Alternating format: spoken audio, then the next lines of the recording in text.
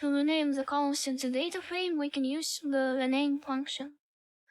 So right away we'll use return rename on the data frame dot rename. And here we need to specify that we need to rename columns.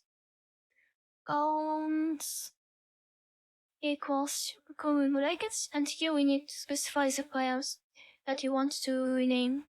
So basically, we will have the first value and the second value for each of the columns. The first value, it will mean the old name, something like here, ID, two dots, and the new name, student ID. And do the same for both of them, for all of them. Also, the first will be named to first name,